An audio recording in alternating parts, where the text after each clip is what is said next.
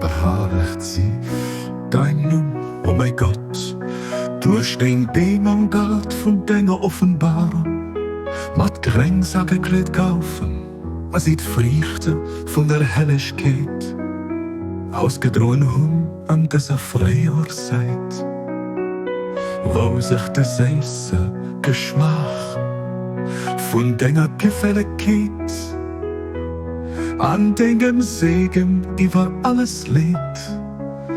an het wir bringen dit, wat am Königreich von deinem unwiderruflichen Bilder, an den Himmel von deinem unveränderlichen Plan, für sie vieraus bestimmt gauf. Ich bieden dich bei eben diesem Nun, los nicht so, dass ich weiter weg bin vom Haupt von deiner Helligkeit oder ausgespart vom heiligen Heiligtum, von deiner Einheit an deiner Einzigkeit.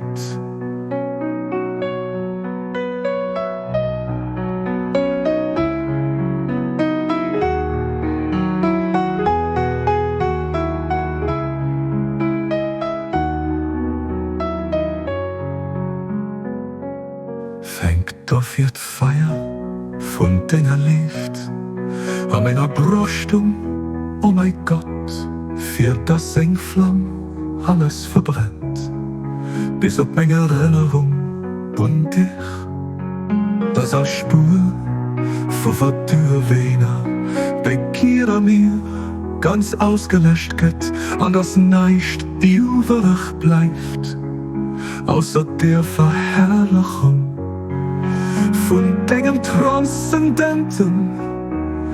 an allherrliche Wesen, dass das mein höchst Bestreben, mein brennender Wunsch, und du, den über alles herrscht, an dem Sängerhand Königreich von der ganzen Schöpfung leiht. Ja wirklich, du machst, was dir gefällt, et geht kein Gott neben dir, dem Allmächtigen, dem Allherrlichen, dem, den man nies verzeiht.